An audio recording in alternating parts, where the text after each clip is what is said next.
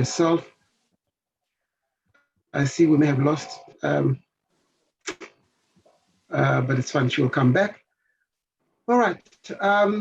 Sam, where are you speaking from tonight, rather? I am speaking from Pretoria. Good evening, everyone. Okay. And how is the heat in Pretoria? It's gotten a lot warmer, that's for sure, which is lovely because I think we're a bit fed up with the icy cold weather here in Gauteng. That's right. Okay. Yeah. Well, normally your temperatures are slightly higher than our temperatures in Johannesburg by maybe 1 to 3 digits. Yeah, that's, okay. All right. That's correct. Yes. And Chantel, where are you speaking from? Johannesburg, Midrand.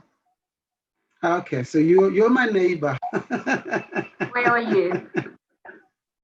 I'm in Johannesburg, Northgate, basically. Okay, so we're quite close. Yeah, right.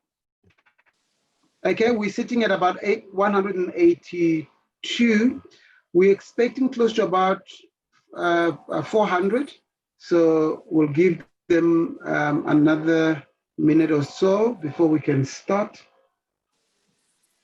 Then we can take it from there. Yeah, we all, I don't know, I prefer autumn and spring only. Winter and summer are not really my cup of coffee. So if I could, I would. Claire, where are you speaking from today? I'm speaking from Blegauri, which is basically Randburg. Yes. I should have just come there and we could be having coffee together tonight. Yeah. But of course, with masks all the time, eh? Oh, yes, definitely. Yeah. You know what? I think we should get started in the next 1 minute. I think we so far, the numbers are starting to slow down. Good evening, everyone. Hopefully, all of you now know me. If there are any new people, my name is Casey. I am the CEO of the South African Dental Association. And today we have a beautiful webinar lined up for you. We have partnered together with the Deloitte team that will be presenting to you some information, critical, important information that may even assist you in the way you plan, even have an outlook of where the COVID is going. There are the learned people here, so we're going to let them talk. But before we get there, let's get the very administrative things out of the way. One, I do apologize. I've received a few emails in terms of why do we close the registration for the webinar a little bit early. That is because of the administration of ensuring that everyone who has registered must get the CEU. I do apologize. I saw my network not a bit unstable there. CEU. So to do that, we need enough time to upload the register accordingly onto our site to allow tracking of the people that are attending. So we do apologize. Hopefully, as we go along, things are going to get better.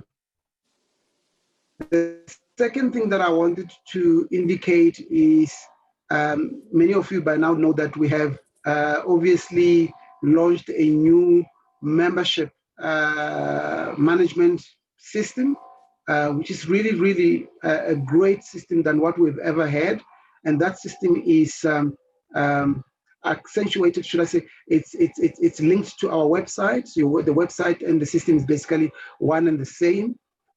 And I've explained to you previously the benefits of this system. But the one, as you have seen my email yesterday or the satellite yesterday, I'm asking every single person to please ensure that Dr. Pinheiro, we are aware. Thank you so much for your note there in terms of sound quality. It's more from my side, so I do apologize. So please, can you read the satellite that I sent out yesterday and ensure that you try to go into your profile following the steps that we have given you so that you can see the new functionality, particularly the report to track your CEU or your CPD points and how to upload or to download your HPCSA audit report. It's in the format that HPCSA requires. All you need to do is to download at the click of a button, and you can email it, and the information as to where you can email it is there. Also remember, if you're a member of SADA, you will be able to load other points that are emanating from other suppliers. So if it was not done with SADA, you will have to load it manually yourself. But if you have actually done it through SADA, it will automatically load onto your profile. That is only available for the members of SADA. Thank you so much. So having said that, please, I want to implore everyone to ensure that you utilize that system. Go and try it. Today, this is one CEU ethical point that you will get. Please remain here until the end of the 1 hour at least. Deloitte will be presenting for about 45 minutes, and after 45 minutes, there will be time for questions. Please remember to use the Q&A section as we've been doing to write your questions so that we can deal with that. Dr. Sims, I'll read your questions and deal with it when we are busy with the webinar. Thank you so much. So the following things need to be said before we start. Please remember not to use the chat, no lifting of hands. We are not using that functionality.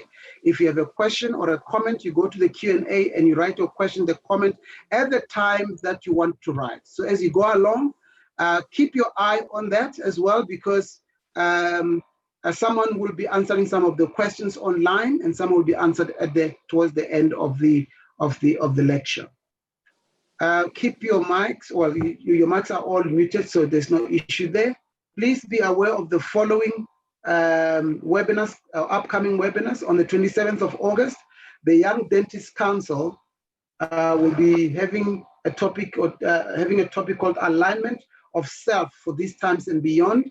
And Mr. Tabiso Mailula will be the speaker of the day, and it will have one ethical point, ethical CU. And then 1st of September, SADA Oral Health Month. We're going to be dealing with the consciousness this crisis. Ms. Lynn Hill will be dealing with this. Again, one ethical CEU.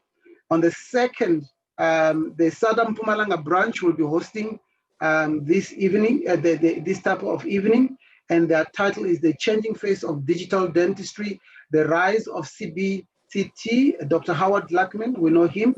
He will be helping through that particular, or he will be the speaker of the night, one clinical CEU. And on the 3rd, I'll be back here.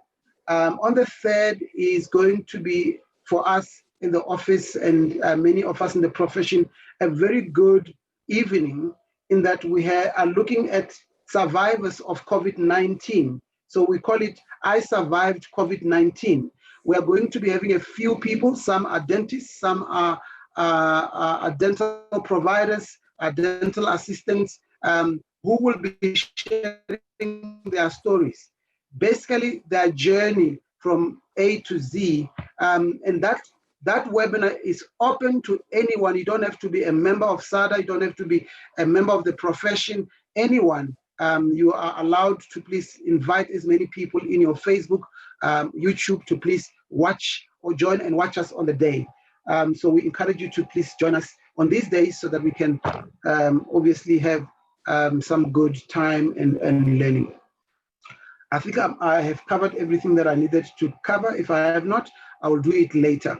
Without further ado, while we're sitting at 265 participants and still growing, I would like to welcome the team from Deloitte. Claire will give more detail, but we've got Sam Rowland, we've got obviously Claire Gavin, we've got Chantel as well. And then I'm going to hand over at this stage to Claire to introduce the team and take us through to the presentation. Thank you very much. Over to you, Claire. Okay. Hello, everyone. I think I have met a few of you. Definitely not all 200, 300 people, of you online through the RVU study. So Deloitte is currently doing that work for SUDA, and we've had a long history with SUDA. We are an actuarial and analytics team, but our skill set is quite diverse. So we've got economists, engineers, etc. We obviously have a strong focus on health work, hence this long relationship with SUDA. More recently, some of our actuarial team and economists have been doing a lot of work for BUSA through the NEDBLAC sort of facility to help with the sort of modeling of COVID, the impact of COVID, help with the planning, etc. This work has also been done for various other government entities. So my two colleagues, Sam Rowland, who's an economist, and Chantal Suram, who is a health actuary, have been very involved in that work.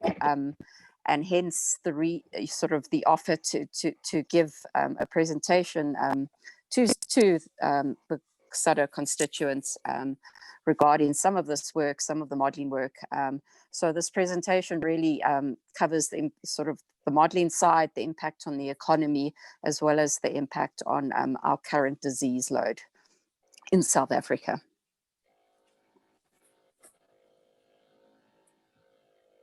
Thank you, okay, Claire. Casey, over to you and the team.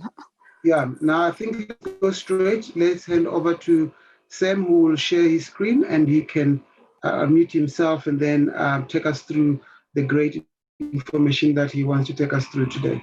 While Sam is still sharing the screen as it's coming through, please remember again, you do not need, at this stage, there is no need for you to write any exam. If you have registered through the webinar, the Zoom platform, they will just track to check that you were there all the time, and then you will be issued with your certificate.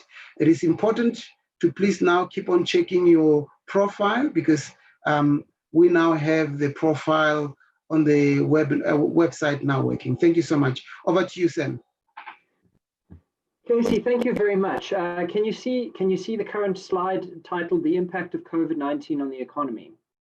Absolutely, we can. Thank you so much. Great. Good evening, everyone, and thank you for the opportunity to speak to you tonight. As Claire mentioned, I'm an economist in the Actuarial and Analytics Solutions team at Deloitte, and we have done quite a bit of work so far on just trying to piece together and trying to understand what sort of crisis we are dealing with and what the resultant impact that has been on the economy. I'll be going through what we've learned so far from the lessons we've learned from this crisis and the global pandemic, and then give you a sort of regional economic outlook and then an African economic outlook. I think as Casey might have mentioned earlier, if there are questions, I think ask them in the chat and we will get to them at the end of this presentation. So what we've learned so far from the global pandemic, and for many economists, each month sort of brings about its own challenges and its own sort of different impacts that we need to factor in, and things that we thought we had known about the economic fallout has so far been proven wrong as we go along. But one thing we did learn relatively early on when we started to implement and the world started to implement lockdown measures was that flattening the curve had a sort of direct inverse relationship to GDP and economic growth. And that is, as we use containment policies and as we lock down harder, this actually has a much harder impact on the economy. Obviously, this makes sense if you think we've closed down, at least in South Africa, we've closed down many of our sectors and put curfew measures in, and this has resulted in a sort of sharp contraction in economic activity. So government has faced the unenviable task of having to decide between greater lockdown and a potential to sort of have a healthier society to lower the risk on human lives, but at the risk of the economy. And one of the most frightening and chilling things that we started to have to make that decision was we said early on in the crisis was our biggest thing is not that we should contain and risk risk the health of the population now. It's that we risk later recessions of our economy that then results in many dying from other diseases and things like hunger. So it's a chilling decision for economists and government to make.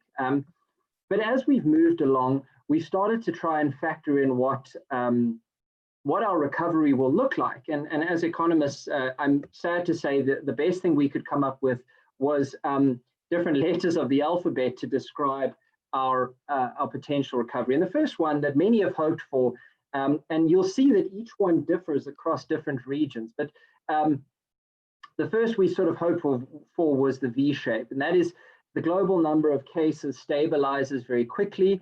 The world's largest economies, so China and the US, are able to recover a lot quicker. The short-term supply disruptions were quite mild, and we have a quick bounce back to our previous levels.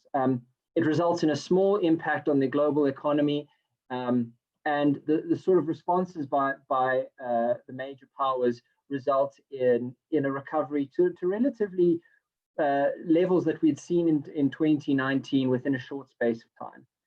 However, we also run the risk of a U-shape. Now, the U-shape, similar to the V, except we have a lot longer lag in our recovery. So we have better containment measures. We have a sort of stronger emphasis on containing the spread of the virus and controlling outbreaks. And as we saw from our trade-off between economic growth and locking down and adopting containment measures, this would typically result in a more prolonged recession.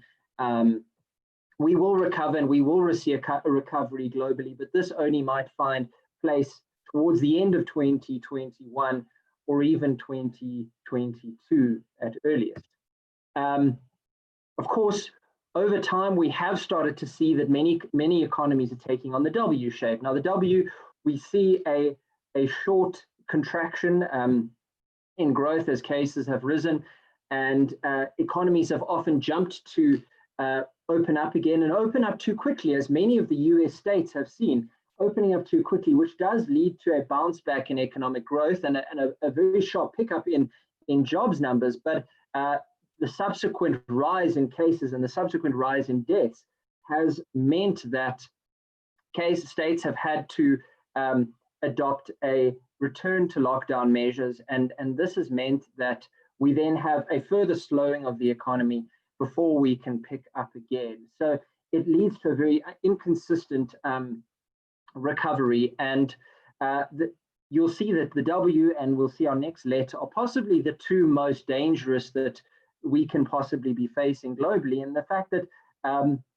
we run the risk of opening up our economies and having sectors that need to sort of have long-term production lines to return, coming back online, and then having to cancel their production and manufacturing activities. And this is severely disruptive to supply chains and demand, and results in a lot more negative impact than we would see from the other two numbers. However, sorry, two letters.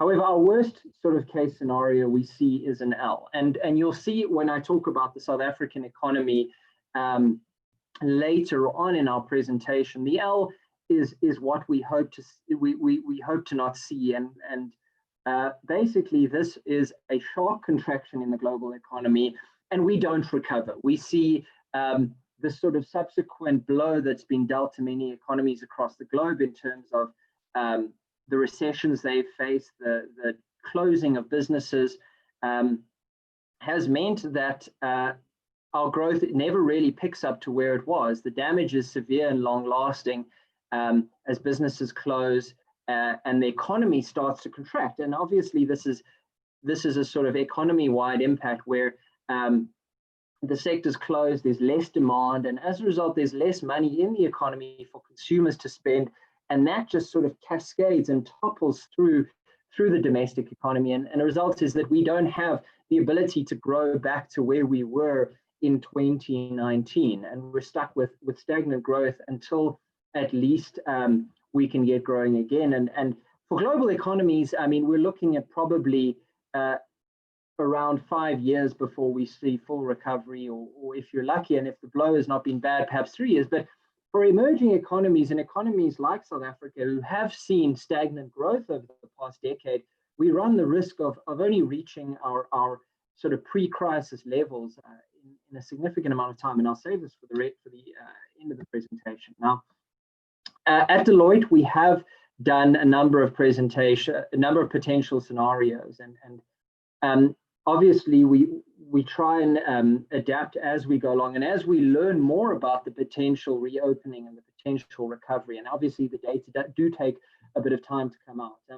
But our sort of initial first shot at a scenario was a steep but a short-lived downturn. Pandemic containments proved successful, and we are expected to see a very sharp contraction of around 5% in developed economies. And then that is followed by a recovery in sort of the beginning of 2021, with some Asian nations who were the first to lock down seeing their recovery start towards the second half of 2020. And we will have to wait for data coming out to find out how quickly we did recover, or how quickly the Asian nations did recover. But the frightening thing is that this sort of contraction is still likely to see a drop in GDP that's more than 1.5 times what we saw in the Great Recession of 2008-2009. And this just goes to show the sheer scale compared to our previous global crisis. And if we just think about the different letters, we think a prolonged pandemic and a delayed rebound. This perhaps brings us closer to the U and the W that we saw in the previous slide, where we see the pandemic lasts a lot longer. We see resurgence of viruses as countries open up and then are forced to recant and retract that and then re-lock down.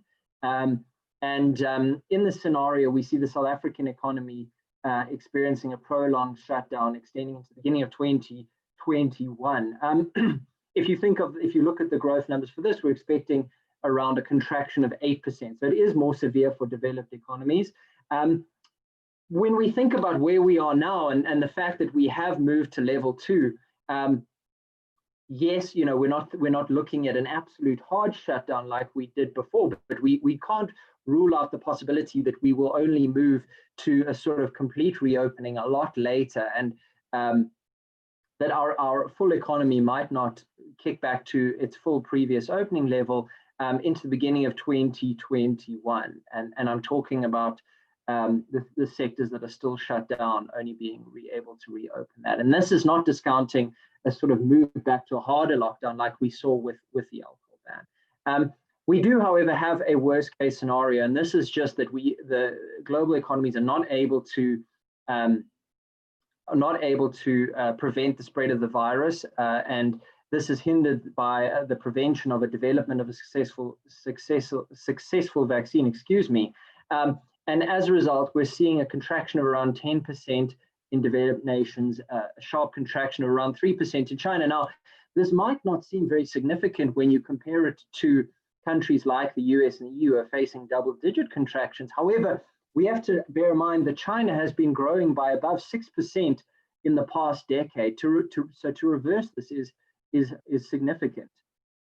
And in South Africa, we will see then a prolonged depression, and this will then have sort of slow growth and slow recovery. And this may set our economy back by a generation in terms of people moving into the middle class and seeing their incomes rise. And this is something we desperately want to avoid.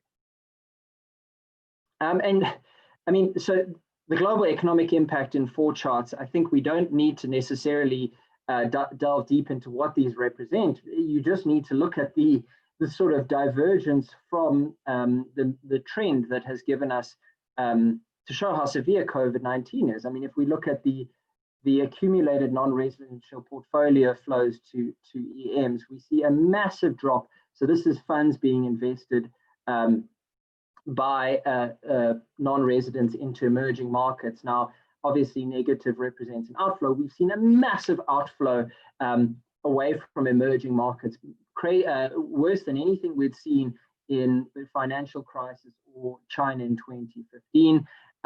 We see sovereign market bond spreads rise sharply, and you see South Africa is significantly above EMs and our BRICS partners, India and China. And this means that the amount of interest we need to pay back on our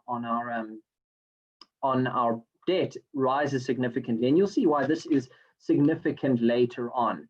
Again, if we look at the scenarios for emerging market outbreaks, we see potential contractions going all the way into 2021.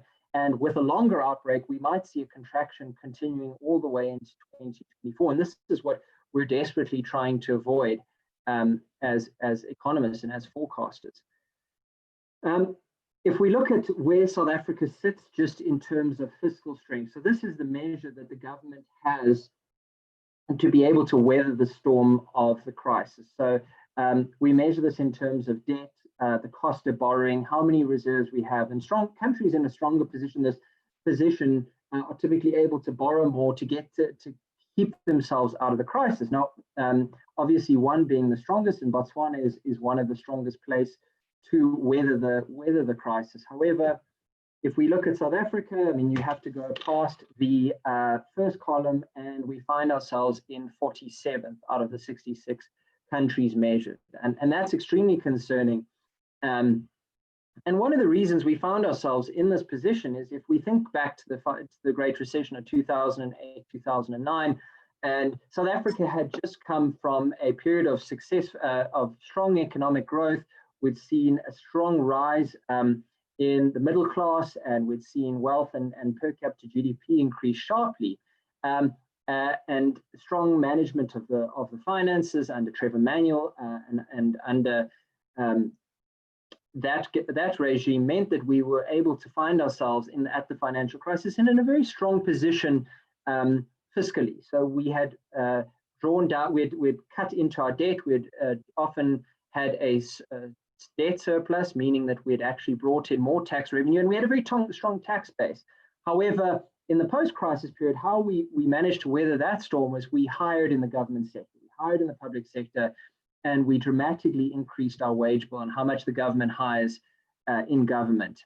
And the danger with this is, well, you know, you need to prepare for a rainy day. And unfortunately, in the post-crisis period, and unfortunately in the Zuma era, we didn't adequately prepare for the rainy day that we find ourselves in now. And now we find ourselves in a crisis where we do not have a lot of fiscal room to move. And this is really going to impact how we find our spending in coming years. So if we look at the emerging W scenario that seems to be taking place, we find South Africa starting to reach its peak, and we find countries getting over the peak. And the dangerous point we don't want to find is to 12 to 24 months down the line that we see a resurgence in infections, and this means that we have to, perhaps at a lower level, yes, but we do see a resurgence in infections, and this would result in us further having to consider lockdown measures or measures that do impact the economy when we really need to be sort of growing and recovering a lot quicker. And this sort of the W, as we get into the sequential infection surges, is a sort of slowing of a slowing and occasional hotspots picking up, but we still consider this the recovery phase.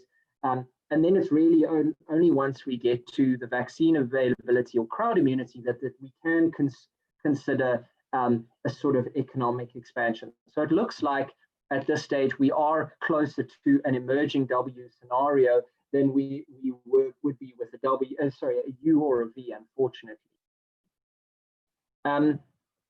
But I think what we've learned so far in the months that we've had to go under lockdown is that firstly, this is unlike anything that we've had to deal with before, and this has meant a change in how we've had to think about living and working. And one of the things that has occurred globally is a switch to working from home less travel, more online interaction, and the need to deliver goods and services without direct interaction. So if you think about this, we've had to sort of keep our distance from our colleagues, which has its own sort of significant set of impacts, which I'm not going to talk about tonight, but it's also led to a number of opportunities for things like e-commerce and the growth of e-commerce for products and services that we haven't ever really had to think about before. And if I think back to years ago when I was a student, the European health system can often, a lot of the consultations can be done digitally over the phone. And we might find that in this scenario that opportunities arise for things like phone consultations becoming the norm, as we realize that we can no longer go out and interact like we did before. But still, this will result in a prolonged disruption of traditional business models and how we've traditionally thought about economic growth. And as a result of one of the things we've discovered from this crisis is how we've had to respond to the crisis and how governments have had to respond to the crisis. So to understand this, we also need to understand that how our economy has undergone change. Now, the recessionary impact from the lockdown measures are different to all the recessions we've seen since the end of World War I, and the fact that this is both a demand and a supply shock. And if we think of how these work, so firstly, it's a supply shock in that limited or no production can take place. And we've seen this in our own economy. Industries have had to shut down, manufacturing has completely shuttered, retail and retail manufacturing has all come to a complete shock. This has been sort of decisions made by government, but the other thing we've had to deal with is we've also seen a dramatic supply side shock from the lack of inputs. And as countries have locked down, we've been unable to access goods that we typically import and unable to access things like inputs into production or final goods and services. So as a result of that, domestic producers cannot produce because they simply cannot source their inputs needed to produce. So even if they were not locked down, often they're unable to produce to the levels that they were in the pre-crisis period. But we've also seen that this is translated into an aggregate demand side shock. And this is a result of production cuts. Obviously, with the lockdown, firms have been unable to produce. And as a result, they've either had to cut the wages of employees or been unable to pay their employees. And as a result, we've seen reduced consumer confidence. Obviously, consumers, typically, if they feel their future income is at risk, that they will not spend on durables and various other things that they consider luxuries. And this has resulted in a sort of double shock of a decrease in demand, which has then had a sort of separate amount of shocks in terms of the multiplier effect. The multiplier effect means that demand shocks spread through domestic and international economies. If you think of people not spending on things like dental surgeries or even just health-related products, it means that there's a decrease in demand for that. And then firms that produce these services or these products also see a decrease in demand, and they're unable to pay their employees, and the effect sort of knocks on. However, this is sort of now on a global nature more than it ever was before. And how we've had to address this is we've had to adopt unconventional fiscal policy, not just spending on investment like we typically did, or hiring additional employees in the government sector like we did before. We've had to go directly to households to address these problems. And examples of these are social security nets, so unemployment insurance and grants, loans to businesses, and easing of credit conditions. These are very micro level sort of recovery measures that we've had to adopt differently to ever before. And this has often been sort of, if you've looked in the US, these are checks given or cash payments given to the population. And in South Africa, you've seen the basic income grant debate rear its head again as a way to assist the entire population in getting through this period. Other sort of fiscal other responses we've seen, it's been a sort of do whatever it takes sort of policy that governments have had to take. And things like this are fiscal stimulus packages, so directs industry support. So for example, Lufthansa applying for state support, and we've seen the airlines have taken a massive knock as a result of the closing of borders. In our own country, we've seen the solidarity funds providing business assistance directly. We've also seen massive monetary easing by central banks, and those of you that would have bought cars and houses and been very brave to do so would have seen huge drops in interest rates as a way to increase stimulate credit demand in the economy. And even in South Africa, and we've typically, the South African Reserve Bank has typically been more shy and hesitant to cut rates. We've seen enormous rate cuts up to, I think, around 3.5%, 3.5% to really provide easier credit conditions for those who are struggling. I've already spoken about measures to assist those who cannot work during lockdown: unemployment insurance, tax incentives to retain employees, and unconventional measures like increased sick leave, just to weather the storm. And we've also seen a massive increased budget for health systems. South Africa, in the latest budget that Tito Mboweni shared, that the sort of COVID adjusted budget, we saw around 21.5 billion in healthcare spend, and about 12.6 billion of that is to frontline service. We've seen a huge movement away, and South Africa, unfortunately, has had to shift their spending away from other things to really funnel this into COVID-19 related health spending. Now, how did we get into a position like this? How did we find ourselves in a position where this shock has been global?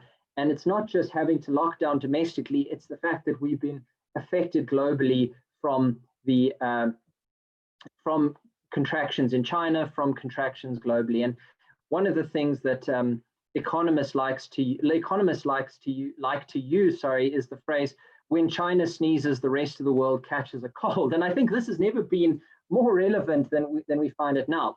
And how we find ourselves here in 2020 with such a significant contraction globally is to understand how we got here. And the world has undergone an unprecedented level of globalization. If you look at how the value of global exports, which is really a measure of world trade, we've seen for around 150 years, global exports were relatively stagnant. And obviously technology has to play a role with this, but it really remained flat until we hit the 1950s, at which point it absolutely skyrocketed and growth in trade took off to a point where exports are 14 times larger than they were 400 years ago.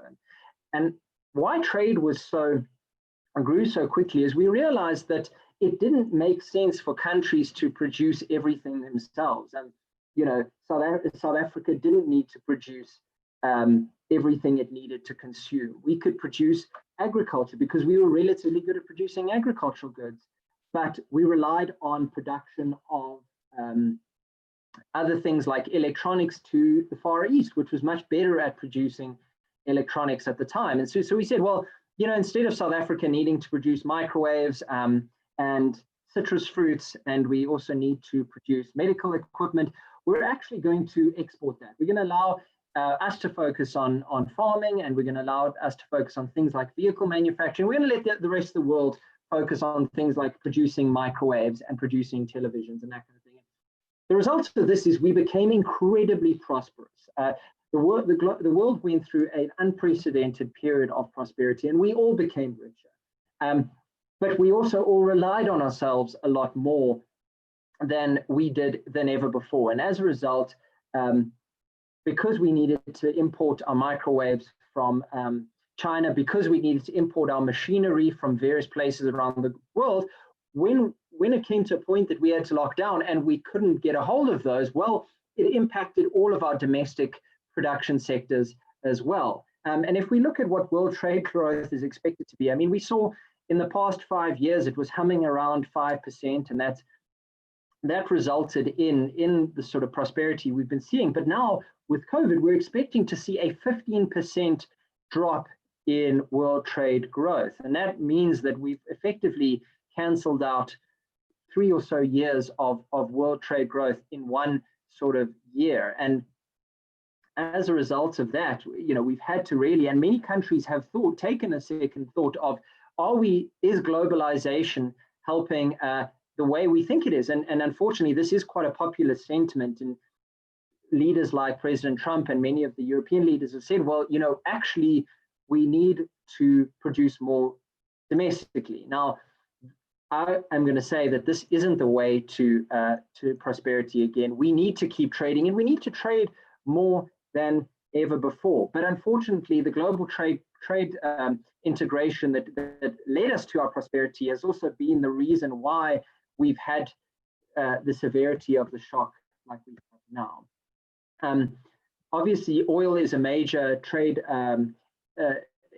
commodity, and as a result, we've had a massive contraction in world oil consumption, far outpacing oil production. And what this means is this typically depresses the price of oil. And this is great for us because in South Africa, we import all of our oil. When supply outpaces demand, this leads to a drop in the oil price, and we find it cheaper to run our vehicles. But it also significantly impacts how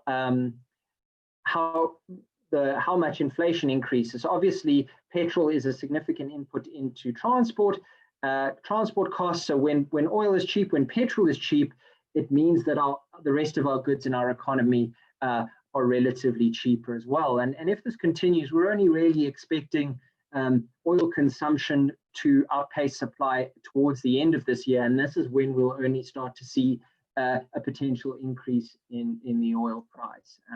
And unfortunately, the danger behind this is as we begin to recover, we also start to see that the increase in the petrol price will then increase inflation, and this will put a bit of a dampener on our growth. So for the South African economy, we do hope that oil prices remain low and allow us to grow while petrol will remain. In terms of trade, we've had to, and if we look at how economies have taken efforts to lockdown and so-called flatten the curve, I mentioned earlier that the significant growth in trade was what made us prosperous, but also made us see the cut in growth that we did. Now, if you look at the 3 countries that account for the most of GDP, the 3 countries that account for the majority of global GDP, obviously the US and China account for nearly 40% or around 40% of global GDP, and these countries have taken different measures to lock down. And unfortunately, in the USA, we are seeing they've had to talk about a return to lockdown where different states have opened too quickly. And the danger with this is, well, when the USA and China lock down, we have a situation that the rest of the economy is going to struggle. But, and I'm just checking my time, so I can make sure. So if we also then move on to each individual region, and we've taken it region by region to understand, as we said before, with the different letters that forecast the crisis, we also need to understand that each region has undergone a different different type of crisis and a different nature. So as before I mentioned, the low oil price was great for us because it meant lower petrol prices and lower prices of other products. Unfortunately, for the Middle East, a low oil price is something they want to avoid. And if you look at the chart in the bottom right called fiscal break-even oil prices, this basically says a lot of these oil producing countries in the Middle East and North Africa rely on oil to fund their health spending, to fund education spending, to fund infrastructure spending. And because they rely on oil so heavily, they also rely on oil being at a certain price. And if we take the May oil price of around $35 a barrel, I think, we can see that very few of these Middle Eastern nations are able to fund their previous spending with the oil price as it was. So when the oil price remains low, these countries really suffer significant losses, and they have to cut their budgets on the things like development of or spending on health, and limits their ability to really react to the crisis. So if you look at the Middle East region, public health expenditure sits at around 2% of GDP. Well, with fiscal break-even oil prices way higher than the oil price, these are sort of budgets that are going to have to cut. And even countries like Qatar, like Iraq and Kuwait don't come nearly close to what the current oil price is. And so we're likely to see a significant drop in expenditure in the Middle East region.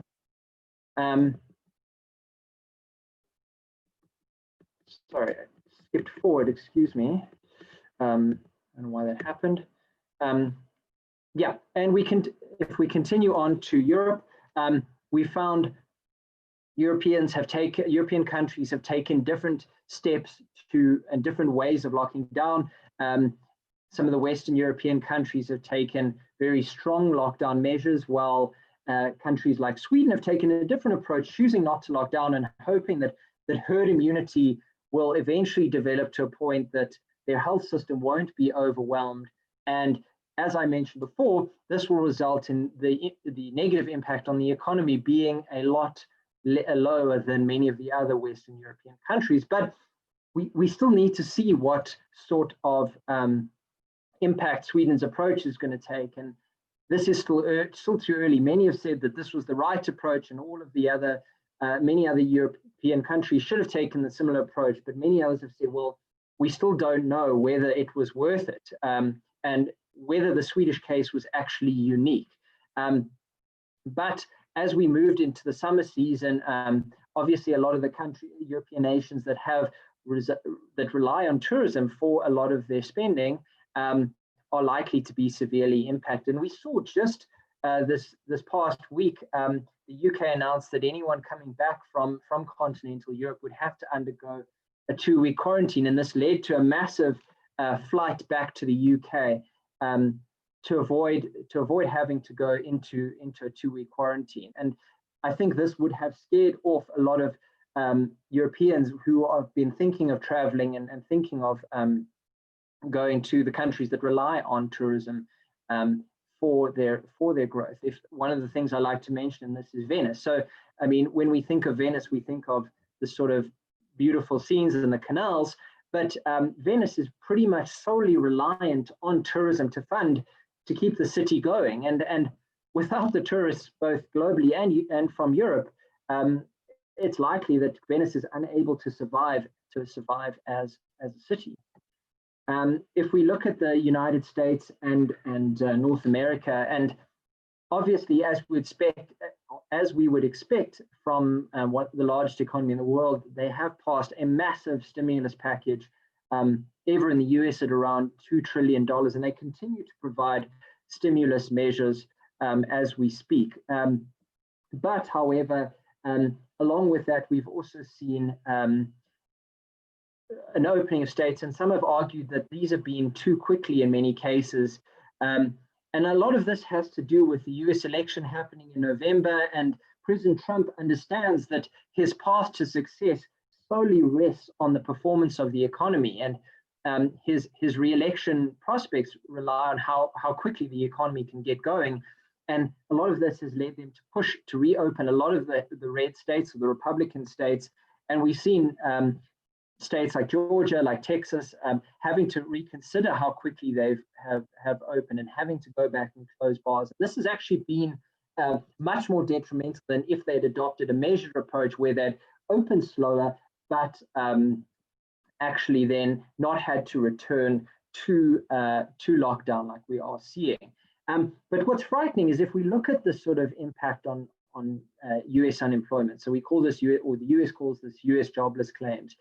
And if we just look at the past decades of the types of job losses we've seen, and we've seen stagflation, which is high unemployment and high inflation. We've seen the double dip recession of the 80s and the early 90s. We even saw the dot-com bubble and the Great Recession. And then we come to 2020, which is an expected loss of jobs of around 20 million. And that's some of the highest figures we've ever seen since the Great Depression in the US. And that's frightening to think at how quickly US job losses mount. Obviously, we did see a bounce in recent times as the economy reopened, but we still need to see what the overall impact, and it could very well be beyond 20 million, which is nothing the US economy has seen in the past 100 years, and that's frightening. If we look at Australia and New Zealand, and I'm just going to dwell on this quickly, we have seen a cut, and we've also seen the most aggressive responses from New Zealand. They were the first to lock down and the hardest to lock down, closing their borders and closing most of their economy, and then they started to ease. But we have seen in recent weeks that they have had to return to a harder lockdown.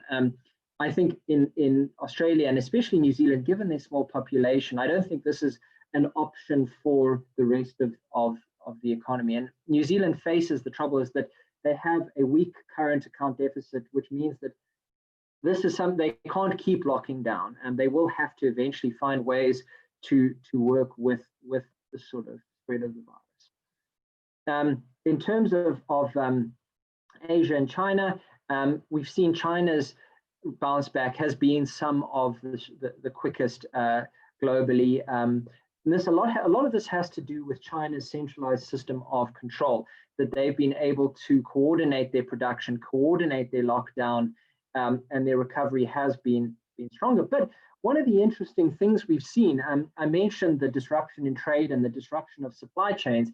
This has also significantly impacted pharmaceutical producers, particularly in places like India, where the lockdown has meant that many of these pharmaceutical producers have actually cut their exports. They've held on to inventory because they don't know when we're likely to sort of see a resumption of supply chains, and they're unlikely, they might not know when they're unlikely to continue production. So many of them have been very hesitant to export pharmaceutical inputs, and it's possible that we might find a shortage in coming months. But also just from other perspectives on things like manufactured goods, if we think of smartphones, automotive and electronic components in Southeast Asia, these lockdowns have meant that many of the economies haven't been able to access their exports of smartphones and other electronic components. If we just go on to Africa, while I still have a bit of time left, we need to talk about Africa in two ways. So we have resource-rich countries, and South Africa is one of these, and non-resource-rich countries. We're expecting growth in sub-Saharan Africa to fall by around 1.6%. And these have been hardest hit by, resource-intensive countries have been hardest hit by the fall in commodity prices. As I said before, many of these are oil producers, and they've relied on oil for their spending. If I think of Nigeria and others like Angola, it leads to a lot of unrest in these economies when governments are unable to spend and unable to use their fiscal resources. South Africa, if we just look at how we are to be affected, we are highly vulnerable to global financial conditions.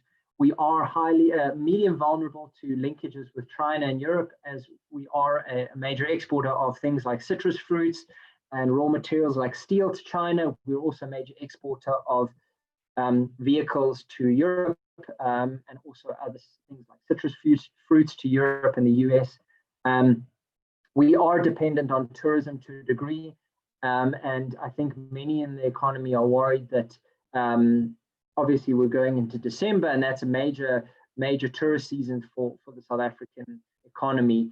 The worry is that if we do not allow international tourists in, that we might never recover from this, and it will result in a movement to high vulnerability.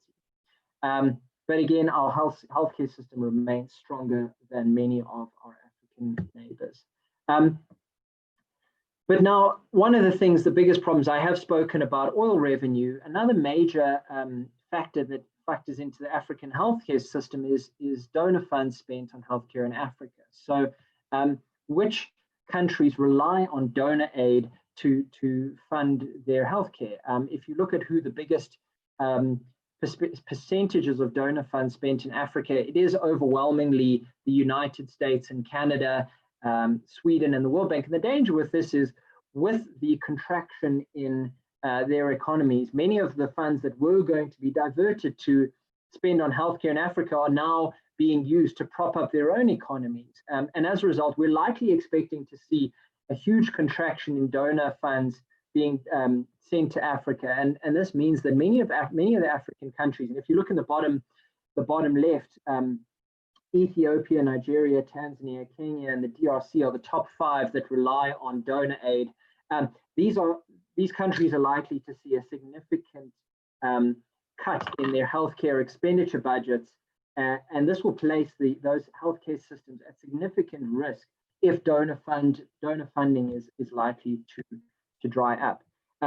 Just to sort of end my discussion, and 2 charts to illustrate South Africa's predicament. So we took growth in GDP and we plotted all the points of South Africa's growth since World War II. So this on the left is every point that South Africa's ever grown at since the Second World War. And we see that our best growth ever that we've experienced since World War II was around 8%, and our worst growth was around -2%. Until we got to 2020, of course, and we have a significant amount of air, and then we reach 2020, and we're expecting growth of around -8%. So in around 70 years, we've never seen growth, contractions of the magnitude of this. This is not unique to South Africa. We've all seen every country is experiencing a similar outlier to above.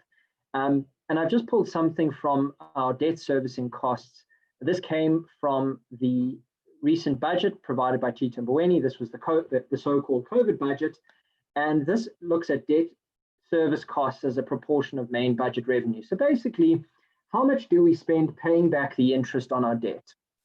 Not on how much do we borrow, how much do we need to pay of our total budget to just pay back the interest on debt that we've already spent. And as Minister Mboweni says, we already spent as much on debt service costs as we do on health in this financial year.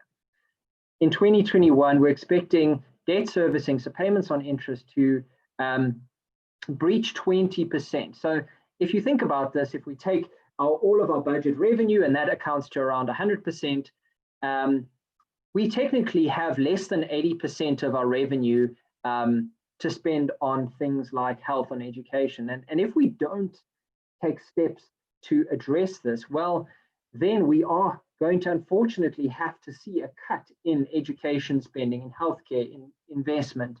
And this is going to have dire consequences for South Africa. We are not at that level yet. We do still have a bit of breathing room, and the government has taken steps if we think about the IMF bailout, but the rope is tightening very quickly, and we do not want to find ourselves going to the IMF and having to go cap in hand, because then we will have to see significant cuts to our spending, and that's going to result in a generation that is a lot poorer than its parents.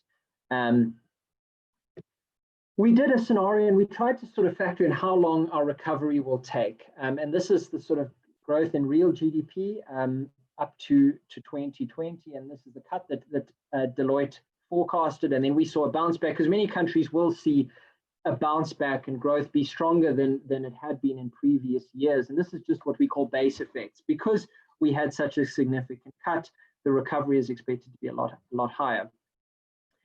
But once we get to 2021, we need to start sort of thinking, well, how are we going to get ourselves back? And how are we going to get ourselves back to 2019, which is where we were before we contracted? So we ran some scenarios and we said, well, let's assume South Africa grew at the past rate that we had for the past 5 years, which was under 1%.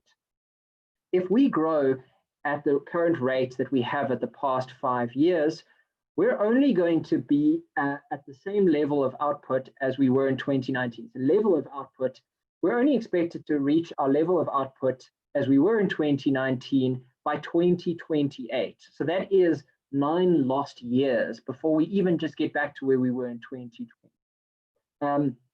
If we want to get there a lot quicker, so 29 level by 2022, we'd need to reach around 5% of growth in 2022.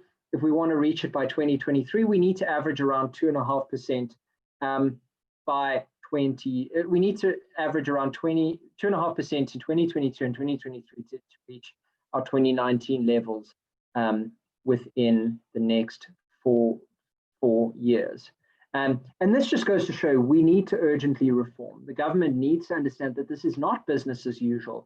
And if we are going to continue on like it is, unfortunately, we are in for a very long and very hard next 9 years. So just to follow up the lessons from the crisis. So trade integration, that we traded and we globalized a lot more, contributed to the fallout of this crisis, but greater trade integration is what we are going to need to allow us to return to pre-crisis levels of wealth. We are going to need to trade more.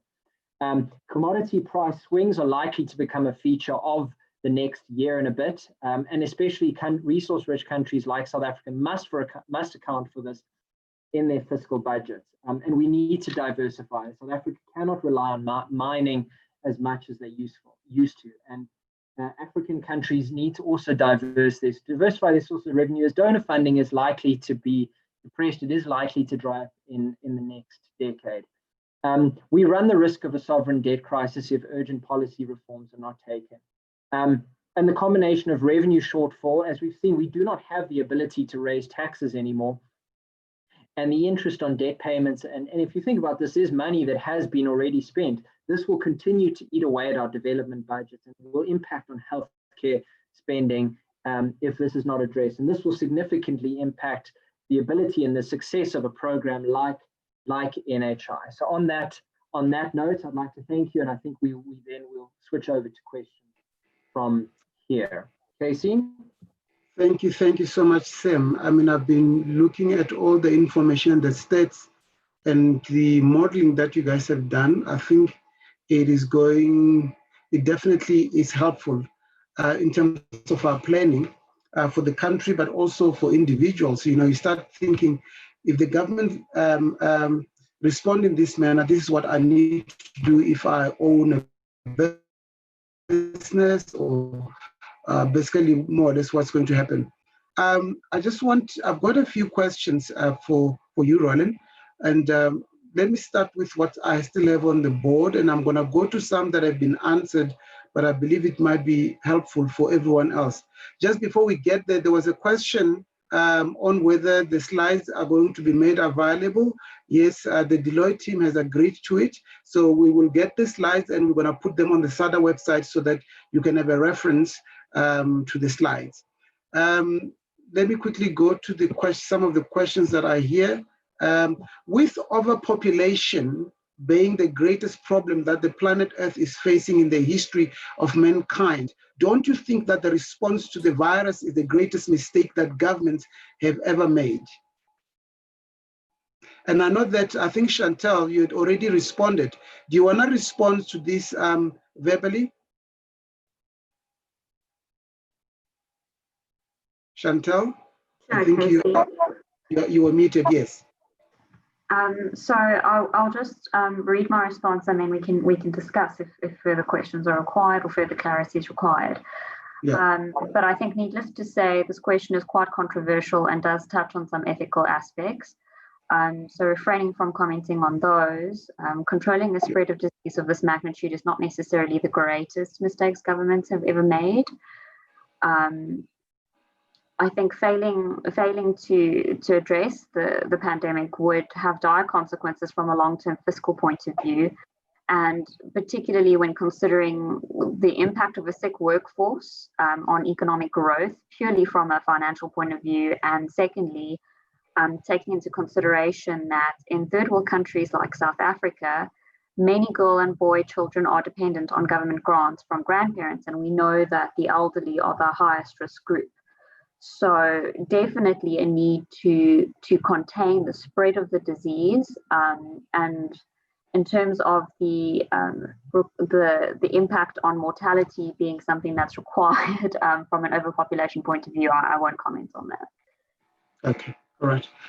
That's fine. Can I add to that? Yes, go ahead, Sam. So I think, you know, it is certainly controversial, but if we do look at the sort of fertility rates in the past 60 years, we have seen that global fertility rates have been declining. Now, this presents its own number of challenges. We know that in countries with developed social security systems, there's a significant risk that the young are not able to provide for the old anymore. And many of these social security systems are actually running out of runway in terms of the young are not there to fund the old anymore. The other thing we also need to realize, so yes, globalization is, yes, overpopulation is a significant factor facing the world, but we also need to realize that over the past 100 years, we have gotten significantly better at using the same amount of resources that we have than we have before. So it's not that we're using, absolutely speaking, yes, we do use a lot more as the population grows, but relatively speaking, we've learned how to do and produce a lot more with less. So if this trend continues, I believe that in the long term, the two will catch up and it won't be as big of an issue. Do you want to say to the members, we are at 6 minutes past 8. I'm just going to carry on with this question for the next 4 minutes before we close. And please, I'm going to call you doctor because some of you I'm not familiar with your name. The next one, I'm going to call you Dr. Clement or Norman Clement. I sometimes wonder, and this is an eye from outside of South Africa, by the way, I sometimes wonder why folks in South Africa are complaining about your government's response when I live in the US, the state of Florida. If Florida was a nation, it would rank number 4 and ahead of South Africa.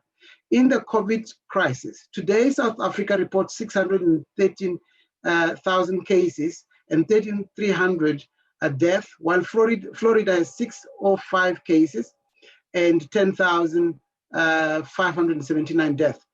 There is the pointed that the population of Florida is 2/3 smaller, 21 million versus Africa's 60 million. To really see how lucky South Africa is, if you combine the US state of Texas and Arizona, there's 3 states, it would approximate the population of South Africa.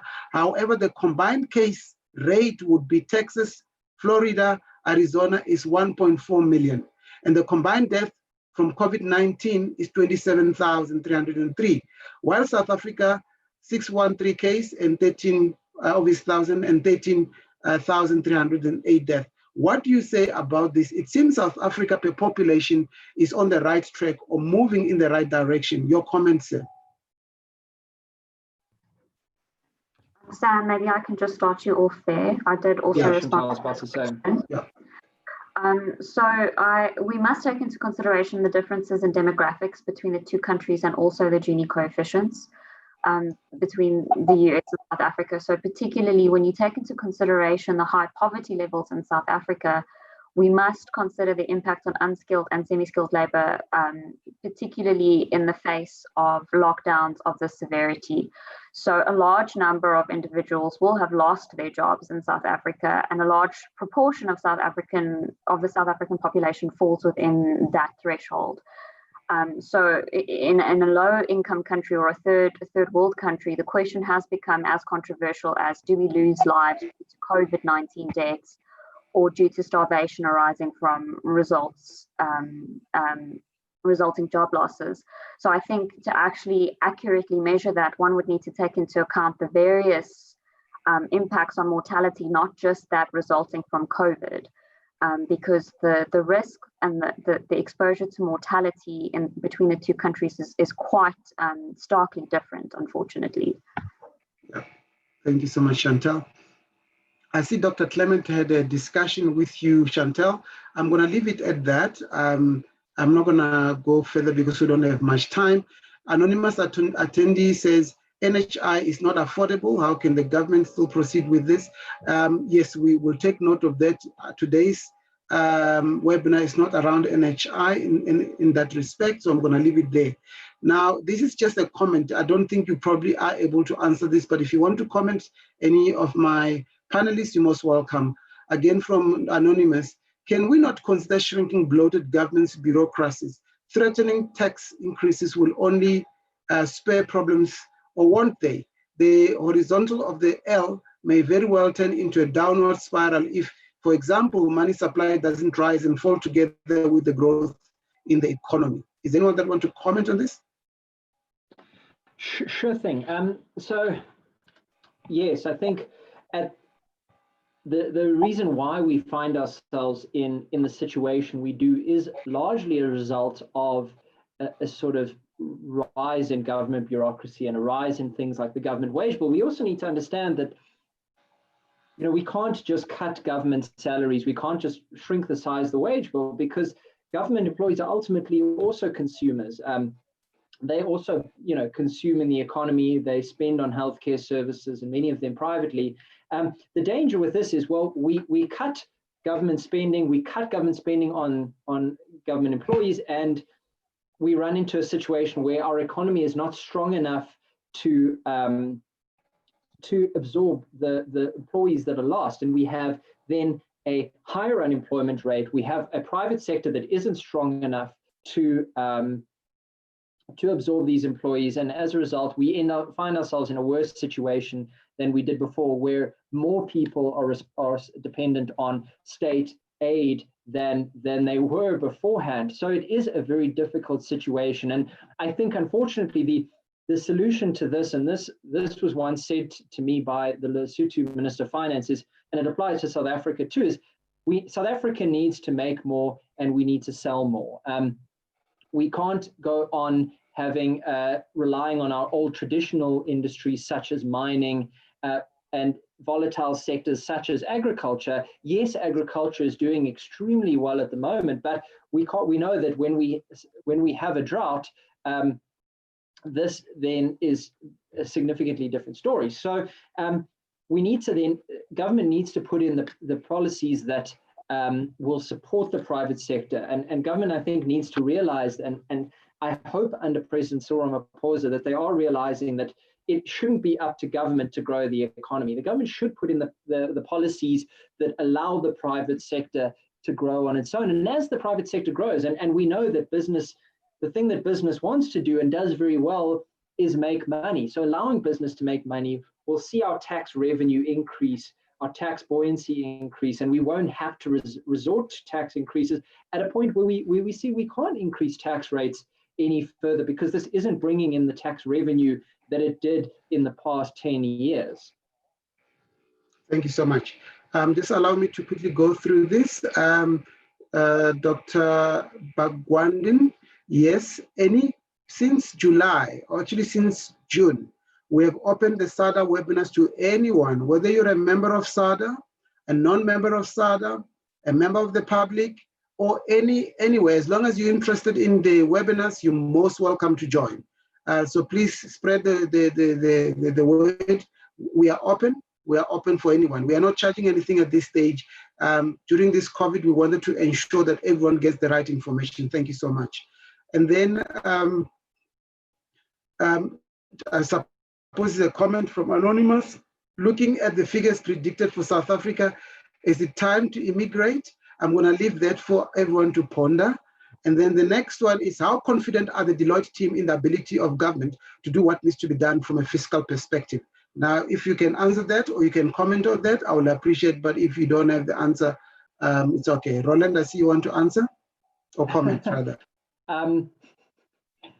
When you said if I don't have the answer, I should not comment, and I'd already turned on my video, so I'm going to go ahead and answer.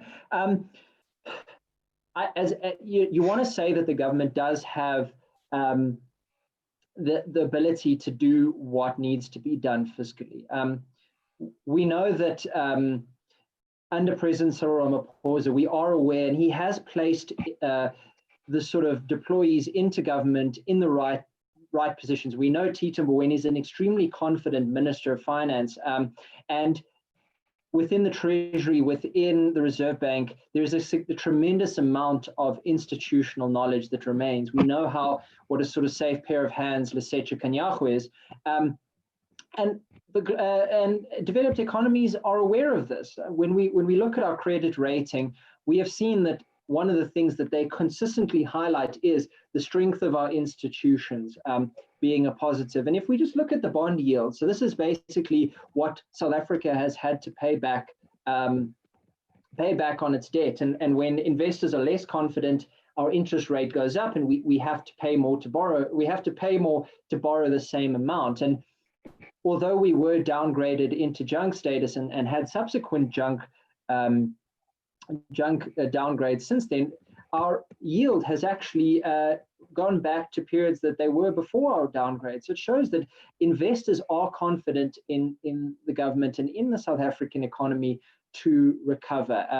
I think under Tito Mboweni, they have taken steps to take out an IMF loan, and it just shows that they are aware of the scale of the crisis. One of the biggest things we've seen is when you take out support from the IMF or other international funders, is ultimately these come with a strict set of conditions, and it means that government will have to cut spending, they'll have to cut on things like grants and other development issues. And government is aware of this, and it's typically a very unpopular move for governments to do. We saw in Argentina decades ago when they took out an IMF loan, many of the older population in Argentina look back on this period with great anger, because it led to them being a lot more relative poverty in those economies. So the government, and I can guarantee you that Tito Mboweni will have briefed those in power and said, if we are going to IMF,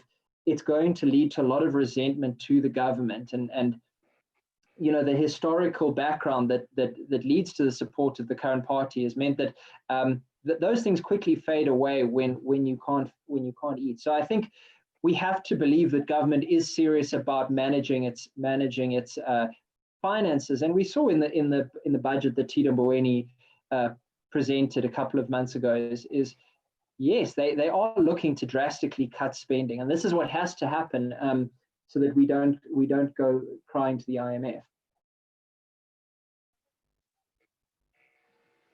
Thank you so much. I think the rest of the issues aren't really questions that we can discuss here. Some are questions that are philosophical. It needs another time, like Dr. Leroux says, looking at Sweden and Belarus, both not locked down. It does not seem like a catastrophe. I'm sure that starvation alone due to government response will far surpass virus death. Someone saying, should we look at communist government set up to get us, South Africa, out of this depression, or will it make the corruption crew of government invisible? I think we can discuss this further. And then to those who want to immigrate, Dr. Clement, who just indicated that he's a dentist, a pharmacist, and he's now doing other postgrad qualifications, says, don't come to US. In fact, I'm coming to South Africa. I've been there before, and I'm bringing my dental high speed and golf club. So guys, we might have another member of the South African Dental Association there. And then Dr. Leroux, I've seen, okay, he's just making a comment. This is worldwide starvation is sitting now at 30,000 per day at the moment, according to Worldometer, up from an average of about 17,000. So he's just expanding on his earlier comment. The one comment that I want to quickly deal with before we come to close, Dr. Ziegler, yes, absolutely. Those of you, I was going to end with this.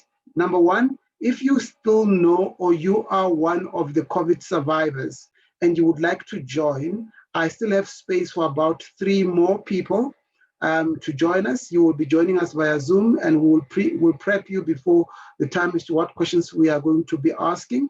So if you are interested, please do let me know. I would prefer that we get a good spread.